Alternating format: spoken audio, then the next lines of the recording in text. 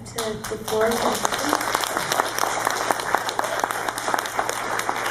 There's a question in the middle there, Johanna? I'm just curious how challenging it was for you as a filmmaker to stay or remain objective and whether or not your opinions going into making the documentary changed of this family and of Wiebo and whether or not to his guilt or innocence during the process of filming. Well, I'll start with the second one. I think like everybody, I spent a lot of time in Alberta in the 90s. I remember counting it up once, and I'd shot more days in Alberta than I had done in my home province of Ontario. So, I'd known about the story for a long time, but I guess my preconceptions of it were that, this was a kind of a, cult-like community, and, Wiebo was this sort of charismatic individual. So I had a lot of that baggage going in. So I guess the main preconception that went away pretty quick was that it wasn't a cult, that, there's no, sort of polygamous stuff going on, that it's actually a large extended family, and the debates around the dining room table are vigorous, both among men and women, and nobody's afraid to challenge Wiebo on his views or on his tactics. That happens all the time. I mean, they present a fairly unified front to the outside world, but it's a pretty lively place. So that was the first surprise. And on the objective question, thankfully that's objectivity isn't an obligation I have. Media objectivity tends to, a journalist will go up, an objective journalist will go up there, and you get the Ludwig point of view, you get an oil and gas point of view, you get a law enforcement point of view, and you get the locals who speak the loudest point of view. And objectivity means putting all of that stuff on the air and not really getting any insight out the other end. So I don't think of it in terms of objectivity, I think of it in terms of fairness.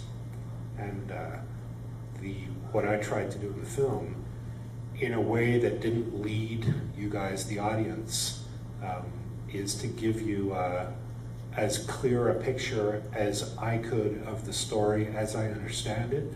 And what I ask you to do is make some judgments for yourselves as whether you're sympathetic with them or not. And I encourage you to ask yourself what you think you would do if you were in his situation. I lived up in the Grand Prairie area that whole time, and we could never figure out what was gossip, what was truth, nobody could figure out anything. It was almost kind of, I don't even want to hear about it anymore. Yeah, it's that was the sense that I got talking to a lot of locals too, that I didn't figure that I could advance the story any.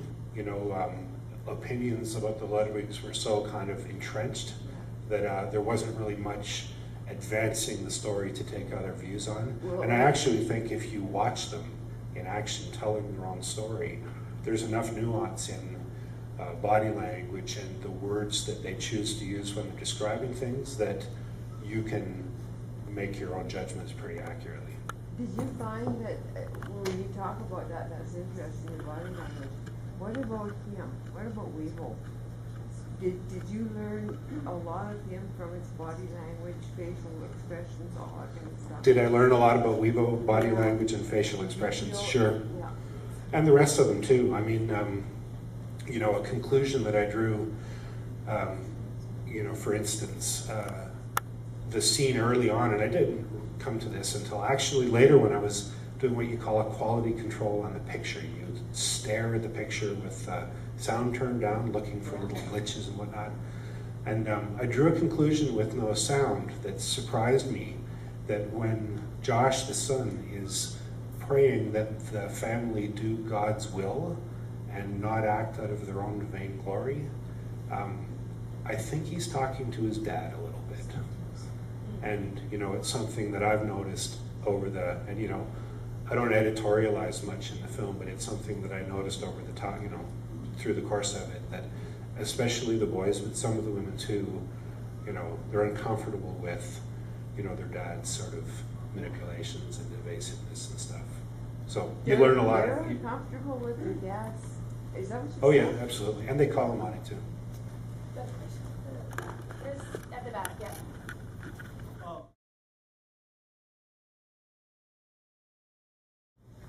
I did a little bit of that, but you know, the two or three farms immediately around the Ludwigs, you know, they've been talked to a lot. Some are sympathetic and some aren't.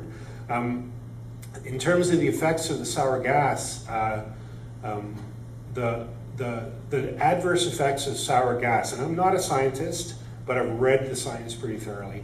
The adverse effects of the sour gas are concentrated in the first trimester of pregnancy and among pregnant livestock. And when the most vulnerable part, and the part of the process where you're going to get most fugitive sour gas isn't when the well is in production and when it's producing, although there are low-level emissions, it's when they're actually test flaring. Because they've got geophysics, they drill down, but they don't know what the composition of the gas is exactly yet, and they don't know what the pressure is. So what tends to happen, and also the well isn't sealed. You know, when the well goes into production, they put a lot of concrete down on the outside of the casings, and that theoretically, you know, seals the gas field. So it's actually when the wells are testing and test flaring, that's when people downwind are the most vulnerable. And the fact of it is that the immediate neighbors neither have children nor livestock, right? But you know, we've shown the film now to an audience of you know, ranchers up around Dawson Creek, and I unfortunately wasn't at the screening, but a colleague of mine was, and the local ranchers up there, they all have the same stories to tell about impacts on livestock. So I think, you know, that's not controversial at this stage. There may be people who want to argue that point, but. I was just wondering if the Ludwig family has seen your film and what they thought about it. They have. I didn't give the Ludwig family any kind of editorial control over the film. My commitment to them was to show it to them in basically finished form before it was shown to the public. And it was a little bumpy, to tell you the truth. You know, they feel that I put too much time into the Carmen Willis story. You know, they sort of feel that they've moved beyond that. I don't think, you know, the rest of the community has, particularly. Their main objection actually wasn't that, you know, they acknowledged that, you know, I'm telling the story and that's my call. Their main objection was that over the course of it, we had a lot of kind of religious and spiritual discussions, and those weren't reflected as much in the final film as they would have liked. And Josh and Mamie and Wiebo came to the opening in Toronto with hot dogs. So they're not you know, madly enthusiastic about it, but you know, they're willing to stand up here in situations like this and answer for themselves. And we're going to take the film on the road and tour along with the film circuit into smaller communities in Alberta this winter, and I'm going to be going to a lot of them, as will Wiebo. And we're also opening the film theatrically here in Calgary and Edmonton on the 21st of October, here at the Plaza in Edmonton at the Metro for a week. And Wiebo and some of the family members, I think, will be coming to Edmonton. You know, in the last part of the film where you're talking to Wiebo about judgment, I mean, he responds about God's judgment. Was that specifically in relationship to the shooting of the girl? The question is, was Wiebo saying that he doesn't accept human judgment? His judgment is with God. Yes. Yeah, that was specifically in relation to the death of Carmen Willis, yeah. Because to me, it almost seemed like a confession. Not Well- a confession like think that's fair. Perhaps something may have accidentally happened. I think that's fair. I mean, the circumstances of it are that they're at the end of a 4 or 5 kilometer dead end road. There's no other candidates apart from somebody. I mean, so you draw a picture of this in your mind. A couple of pickup trucks come blasting down a long dead end road in a part of the world where you can hear everything, right? It's the longest night of the year, so even though it's 4 o'clock in the morning, there's light out, right? So they're ripping up in the vegetable garden. One of the trucks is trying to pull down a windmill, right? So the trucks take off, the family all gather on the front lawn, and then they hear the trucks coming back. And this is in a time when they've been subjected to lots of death threats. I know for a fact that a local oil and gas guy who had been an adversary warned them that somebody had offered to shoot Wiebo for $10,000. That's been in the press. And the van had been blown up. So they had a legitimate fear on that night that their lives were at risk. But it's how they dealt with it after that has rubbed salt in those wounds for the families of those affected and for the community. But yeah, I think there's a tacit admission that something happened there and that a family member was responsible. What were your words just before that to introduce that scene, please? Well, that was a 3-hour scene, so I don't remember how exactly it was set up. It was a difficult, part of Wiebo's worldview is a sort of an apocalyptic worldview. So he sees them, as part of a larger struggle between the forces of good and evil, and the death of Carmen Willis is kind of wrapped up in that. I thought I would, and we did edit that, but I thought I would spare you the full 25 minutes that it took to make that comprehensible.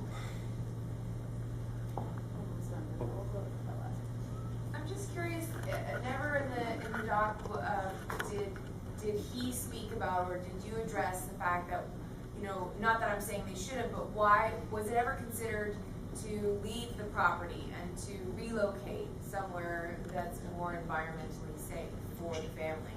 Sure. The family has an enormous investment in that land. They cleared that land, they built that place. They're not people who give up too easily.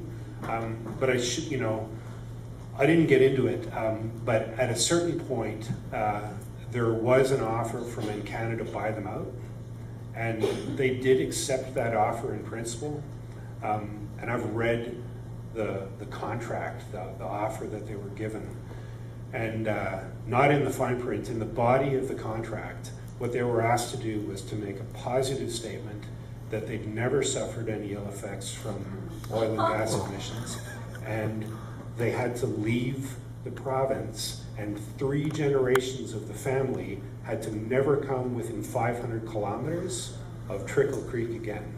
And so they were actually on the verge of accepting that agreement, but the terms of it were so punitive, and they would have involved, lying in public and saying that they'd been lying all along previously when, by their lights they'd been telling the truth, that they couldn't take the deal.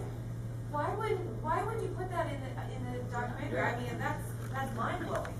Well, I heard an interview with Jonathan Franzen, the American novelist, a few weeks ago. It's great because, I worry about all that stuff. And he said that even in a novel, where you imagine that a writer has control of the canvas, that he can only fit 5% of what he knows and imagines about the characters. I mean, I take your point, but if I'd put everything in that I thought was important, you would have all had to bring sleeping bags. Right?